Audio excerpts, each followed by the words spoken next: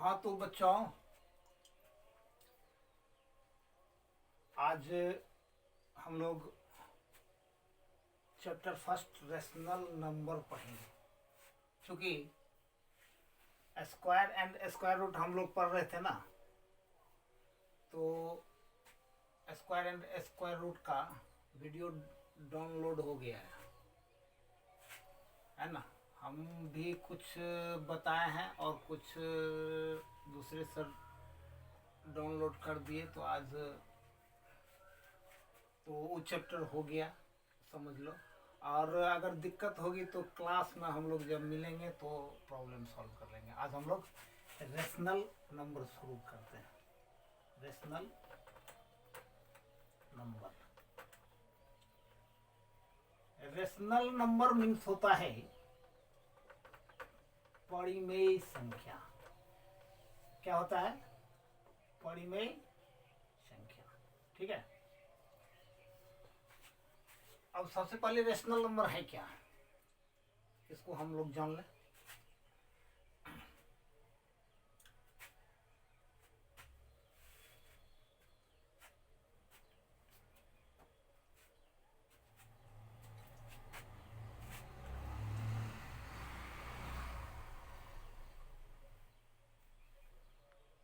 The number is said to be rational, said to be rational number if it can retain as a by b, a by b। वैसी संख्या जो a bye b के form में लिखा जा सके उसे हम रेशनल नंबर, परिमेय संख्या के नाम से जानते हैं। जस्ट लाइक हम लोग फ्रैक्शन पढ़े हैं ना, तो फ्रैक्शन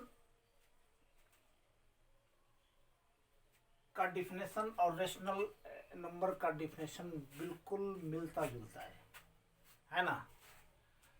यहाँ है the number is said to be rational number if it can written as a by b where b this not equal to 0। जहां की बी जो है ना, 0 नहीं होना चाहिए। बी का वैल्यू 0 कभी भी नहीं होना चाहिए। जैसे देखो, एज फॉर एग्जाम्पल क्या, 2/3 है ना, 3/4, 5/8 अप टू 7। तो ये रेशनल नंबर के अंतर्गत आता है। ठीक है, आगे बढ़े। अब देखो, इसमें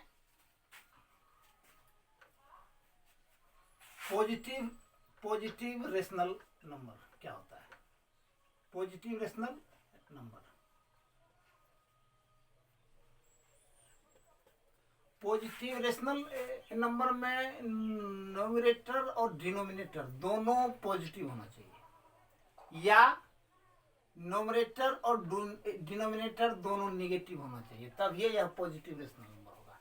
जैसे 2/3 और -2/-3, ये दोनों पॉजिटिव रेशनल नंबर है ना। इसको हम लोग डिफिनेशन के तौर पे क्या कहेंगे, इसको सिर्फ समझने की जरूरत है। पॉजिटिव रेशनल नंबर वही होगा जिसका नोमिनेटर डिनोमिनेटर दोनों पॉजिटिव या दोनों नेगेटिव हो, है ना। तो उस स्थिति में ये पॉजिटिव रेशनल नंबर कहलाएंगे। नेगेटिव रेशनल नंबर क्या होता है? नेगेटिव रेशनल नंबर होगा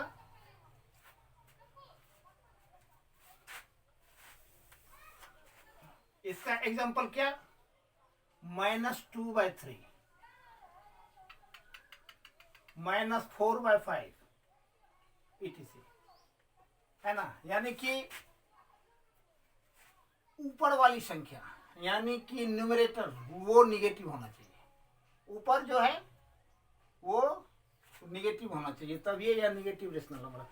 मतलब ऐसा नहीं, ये नहीं होता है, यानी 2/-3 नहीं होगा, 2/-3 ये नहीं होगा, ये नहीं लिखते हैं हम लोग।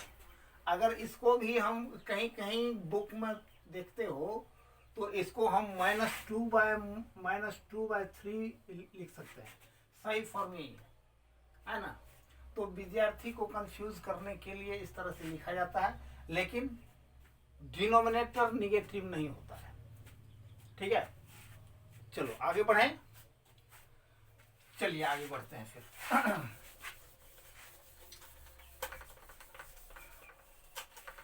अब है इक्विवेलेंट रेशनल नंबर। क्या है इक्विवेलेंट रेशनल नंबर? अब देखो इक्विवेलेंट रेशनल नंबर क्या होता है। Equivalent rational number, equivalent rational number यानी कि कहने का क्या मतलब है, जैसे कोई एक रेशनल नंबर ले लो a/b, मान लो अगर a/b को किसी एक संख्या से ऊपर नीचे, यानी मान लो m/m, तो यह जो है इस तरह का फॉर्म जो है यह इक्विवेलेंट रेशनल नंबर के अंतर्गत आएगा, है ना। किसी एक रेशनल नंबर, जैसे सपोज करो 2/3, है ना, 2/3 एक रेशनल नंबर है। इसको अगर हम ऊपर भी 2 से इंटू और नीचे भी 2 से इंटू कर देंगे तो 4/6 हो जाएगा। प्रोडक्ट जो होगा इसका, यह इक्विवेलेंट रेशनल नंबर के अंतर्गत आ जाएगा, है ना। ये इक्विवेलेंट में आ जाएगा। 2/3 दिस इक्वल टू 4/6। अब क्या हो गया, 2/3 और 4/6 यह इक्विवेलेंट रेशनल नंबर है।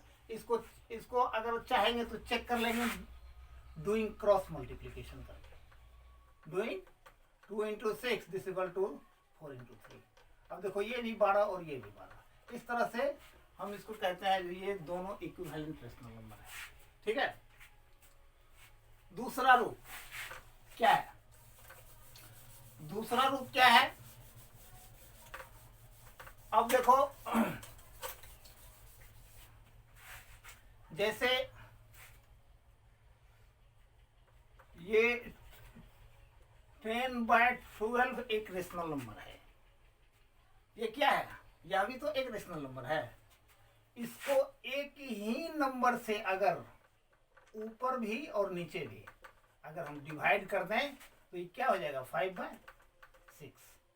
तो 10/12 दिस इक्वल टू 5/6, है ना। यह दोनों एक दूसरे का इक्विवेलेंट है, मतलब एक दूसरे से इक्वल है, बराबर है। यह दोनों का वैल्यू क्या है, इक्वल है। मतलब फॉर्म अलग है लेकिन वैल्यू दोनों का इक्वल है।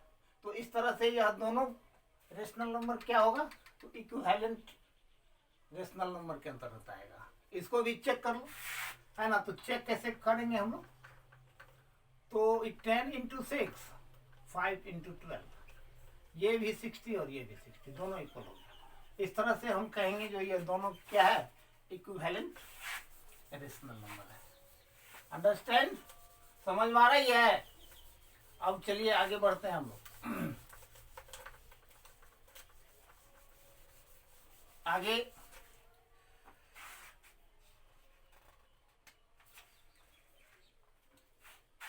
अब standard form, standard form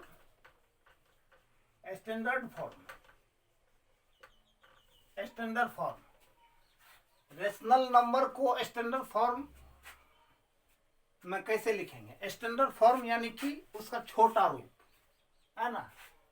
standard form छोटा रूप। तो स्टैंडर्ड फॉर्म कैसे लिखते हैं हम लोग? स्टैंडर्ड फॉर्म लिखने के लिए a rational number a by b is said to be a standard form if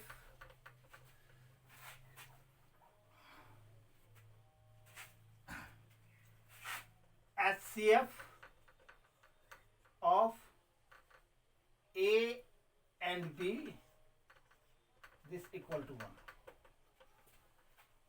A और B का स्टैंडर्ड फॉर्म, जैसे देखो यहाँ 2/3, तो 2/3 अपने आप में स्टैंडर्ड फॉर्म में है, सबसे छोटा रूप में है। इसी जगह अगर 4/6 लिखेंगे तो 4/6 का एचसीएफ हम निकाल लेंगे, है ना। इफ यहाँ लिख दो स्टैंडर्ड फॉर्म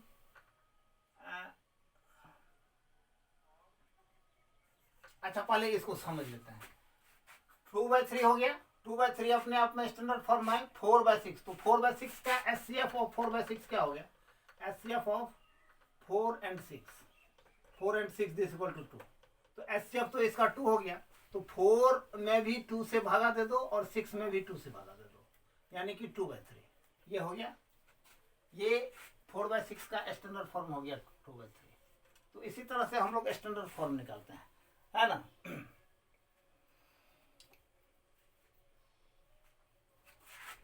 तो हम लोग क्या क्या किए, ऊपर और नीचे यानी न्यूमरेटर और डिनोमिनेटर का एचसीएफ फाइंड किए, और फाइंड करने के बाद क्या है, तो उस एचसीएफ से दोनों में डिवाइड कर दिए, जो रिजल्ट आया वही मेरा इस रेशनल नंबर का वो स्टैंडर्ड फॉर्म आ गया, है ना।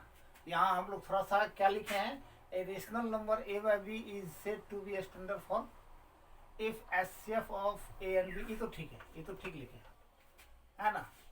तो यानी कि दोनों ऊपर और नीचे का एचसीएफ अगर एक होता है तो वो स्टैंडर्ड फॉर्म है, अगर नहीं एक होता है तो एचसीएफ निकाल के और दो उस एचसीएफ से ऊपर और नीचे में भी भागा दे देंगे, जो भी मेरा रिजल्ट आएगा वो स्टैंडर्ड फॉर्म में हो जाएगा।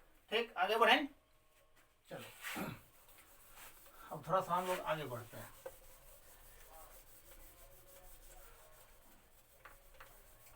अब है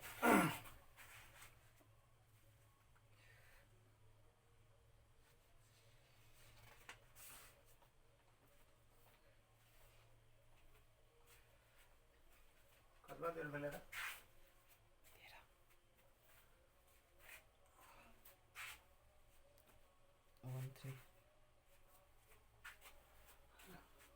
कट कर